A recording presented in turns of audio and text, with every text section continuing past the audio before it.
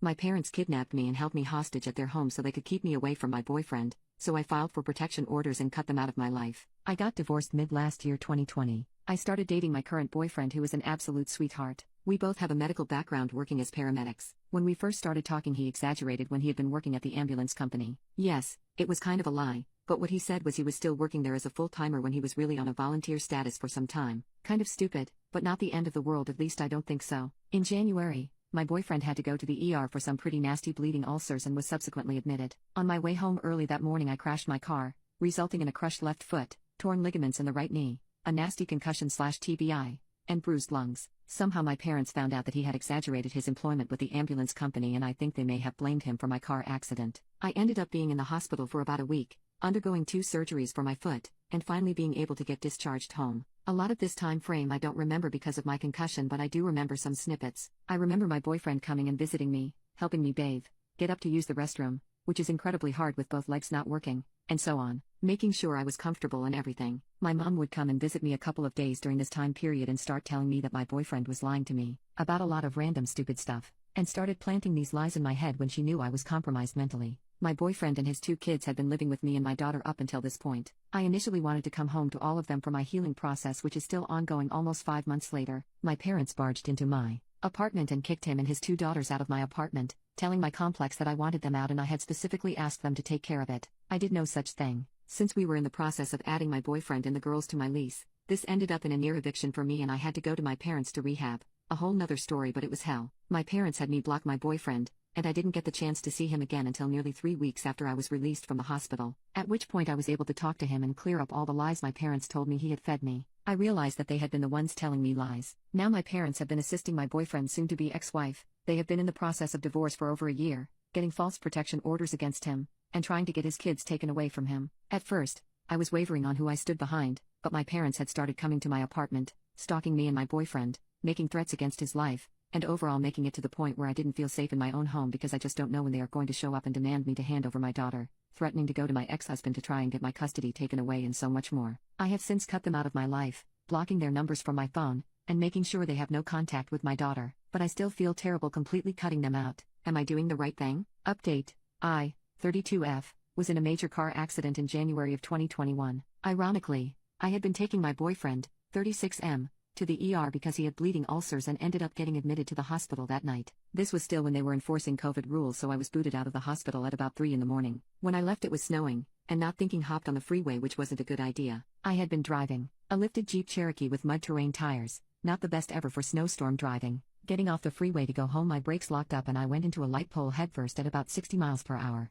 My Jeep did not have airbags. That was dumb. Needless to say, my car was totaled and I had to be extracted from the car by the fire department. This whole time I had been blacking out and losing consciousness, and I still get random flashes of I don't have all my memories from that night or several months after the accident. I got sent to the nearest trauma center, which was the same hospital I had just left. The nurses felt pretty bad about kicking me out. I ended up with a moderate to severe TBI, broken under my left eye, hairline fractures on my skull on the left side, bruising behind my ears, and black eyes. I had also cut open the inside of my mouth, had multiple lacerations all over my face. I broke my driver's side window with my face, broke and bruised some ribs, had hairline fractures in my spine, broke my right wrist, my right knee and my left foot, which required 2 surgeries, and I still need approximately 3 more. Needless to say, I was not doing great. I had recently gotten divorced the previous year and think that my entitled parents decided that my accident was my boyfriend's fault. I had to stay in the hospital for a total of 12 days, in which case the mild family drama exploded into a severe family inferno. As I got closer to being released, all I had wanted to do was go home to my boyfriend and our kids. He had 2 previously and I had 1. My entitled mother decided that wasn't what she wanted.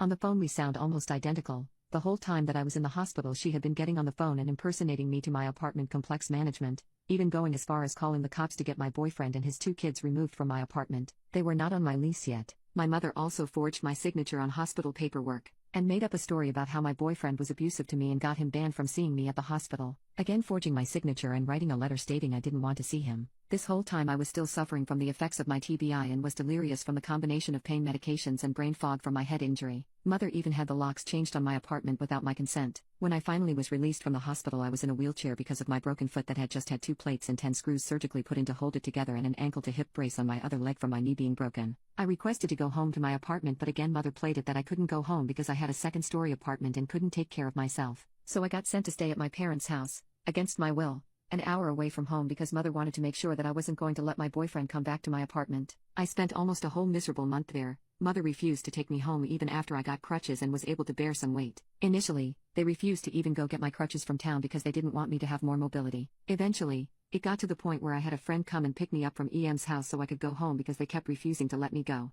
As I gained clarity in my mind and was taken off the intense pain medication, I was able to start rectifying the situations that mother made a huge mess of in my life, but I'm still trying to recover in some areas. I didn't find out until much later when medical bills started coming in that mother had called my boyfriend's health insurance company, impersonating me, and had me removed from his insurance. It took months of calling and badgering and footwork on my part to get the situation figured out and have the insurance pay for what they were supposed to pay for. It almost caused me to go bankrupt. At the same time, mother signed me up for minimal health insurance coverage through the state that I had no idea I was enrolled in until I got a bill later stating that I back owed fees. Needless to say, I eventually completely cut both mother and my father out of life after finding out how much they tried to control and how much they messed my life up. I ended up getting protection orders after they tried to break into my house, stalked me, and sent family and friends over to harass me. This whole incident was the straw that broke the camel's back. There was quite a bit of retaliation on their side that threw my life into a total tailspin ever since, but I'm sticking to my guns and not backing down. More information. My mother did tell me eventually what she had done with my insurance and how she changed it, but by that point, it was too late and I was scrambling to try and rectify the situation and get as much covered from my hospital stay as possible. Even doing that, I still owe nearly $50,000 in medical bills. For those who had questions about how I had gotten on his insurance in the first place, when he started the job,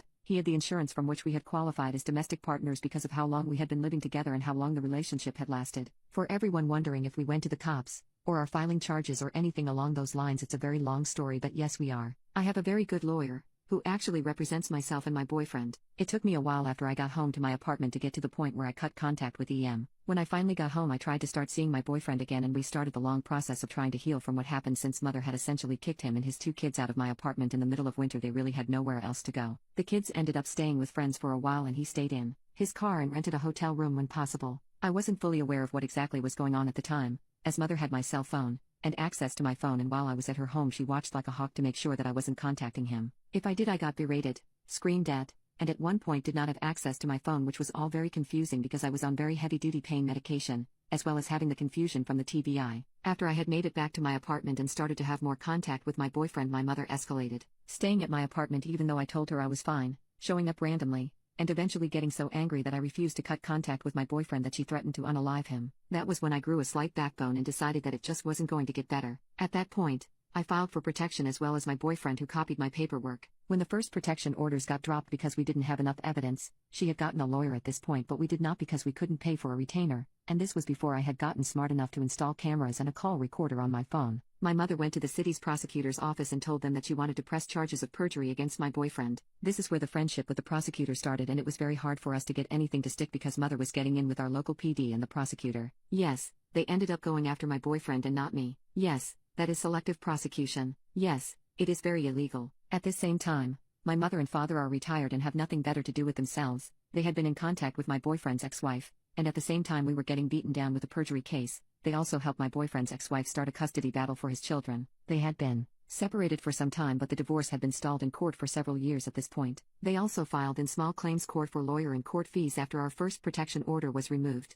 My ex-husband had been allowing my daughter to see both of my parents still, which I did fight, and which has probably spurred the grandparents' right/visitation case that they filed during the same time. So we have been fighting one thing at a time and collecting all of the evidence that we can. All of the hospital paperwork, especially those that were forged, had to be requested from the hospital. The phone calls to the insurance company needed to be requested, and we needed our lawyer to get those. It wasn't something they were just going to give us, unfortunately. At this point, we have waded through almost all of the court filings my mother had thrown at us, and we are finishing gathering evidence so we can counterattack at this point. At the time, our lawyer was telling us to be patient and gather as much as we could, as when we get through the thick of it we can throw what we have into the system, but we needed and want to have enough to nail them to the wall. From here, there will be counter lawsuits both jointly between myself and my boyfriend and separate lawsuits, as well as submitting what we have for the identity theft. It's a very long process and it takes a lot of time, effort, and money to get things moving. For those of you wondering if me and my boyfriend got back together and how that is going, yes, we did get back together. It didn't take long for me to start realizing what was happening when I wasn't being given the heavy narcotics, and my brain started the healing process from the TBI.